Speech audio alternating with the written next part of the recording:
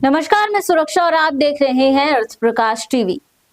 One nation one election को लेकर बड़ी खबर सामने आ रही है। बताया जा रहा है कि one nation one election bill को केंद्रीय कैबिनेट से मंजूरी दे दी गई है।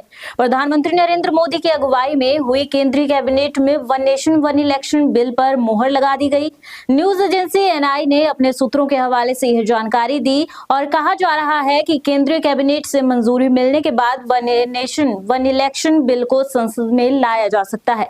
संसद के इसी शीतकालीन सत्र में संबंधित विधेयक पेश किया जा सकता है। पूरी बीजेपी और उसके अन्य साथी एक सुर में एक राष्ट्र एक चुनाव के पक्ष में है। असम मुख्यमंत्री हेमंत बिस्वा शर्मा ने कहा कि प्रधानमंत्री मोदी चाहते हैं कि वन नेशन वन इलेक्शन हो और हम इसका पूरा समर्थन करते हैं, यह होना चाहिए।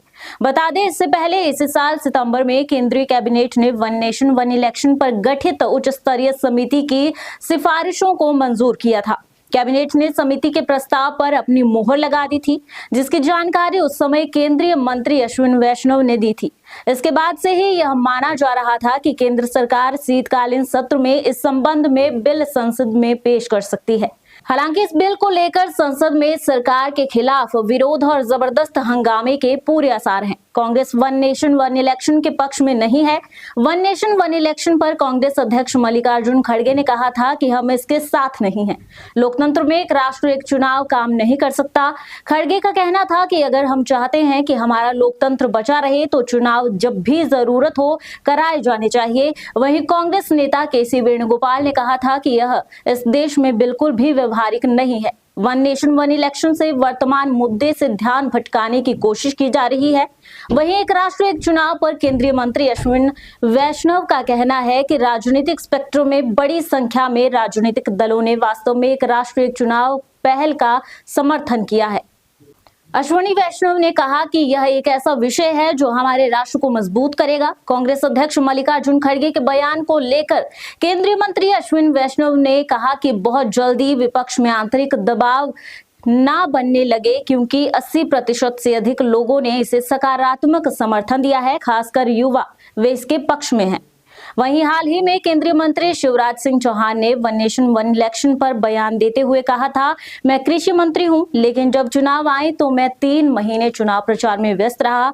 अलग अलग चुनाव होने से प्रधानमंत्री, मुख्यमंत्री, मंत्री, सांसद, विधायक, अधिकारी, कर्मचारी सबका समय बर्बाद होता है और सारे विकास कार्य ठप हो जाते हैं। फिर नई नई योजनाएं करनी पड़ती हैं, जनहित के काम पीछे छूट जाते हैं। चौहान ने कहा कि इतना ही नहीं, बहुत बड़ा खर्चा भी होता है। चुनाव आयोग भी खर्चा करता है, वह पैसा जनता का ही होता है और फिर राजनीतिक पार्टियां भी खर्च करती हैं। इतना समय बर्बाद होता है, यह हमारे विकास में बाधा है। इसलिए संविधान में संशोधन करके सभी विधानसभा और लोकसभा के चुनाव 5 साल में एक बार एक साथ होने चाहिए। इसके लिए हमें जन जागृति पैदा करनी चाहिए। इसी के साथ और भी कुछ ऐसे नेता है जो एक राष्ट्र एक चुनाव की आलोचना कर रहे हैं। तो एक राष्ट्र एक चुनाव पर कांग्रेस एमएलसी बीके हरिप्रसाद ने कहा कि वे चुनाव एक साथ नहीं करा सके और वे लगभग 31 राज्यों के विधानसभा और 545 लोकसभा सीटों के लिए चुनाव कराने की बात कर रहे हैं। यह हास्यास्पद है। वे अडानी भ्रष्टाचार और मणिपुर के मुद्दों जैसे गंभीर मुद्दों को भटकाना चाहते हैं। वहीं शिवसेना नेता अनिल देसाई ने कहा कि यह सही है कि एक राष्ट्र एक चुनाव हमारे देश और इसके विकास के लिए अच्छा है, लेकिन क्या चुनाव आयोग, प्रशासन और पुलिस में ऐसा करने की क्षमता है? हमारे पास उचित बुनियादी ढांचा भी नहीं है। यहाँ तक कि झारखंड, महाराष्ट्र, हरियाणा और जम्मू कश्मीर के विधानसभा चुनाव भी एक साथ नहीं हो सकते। तो इस विषय पर आपकी क्या राय है, कमेंट बॉक्स में जरूर बताएं और देखते रहें अर्थ प्रकाश टीवी।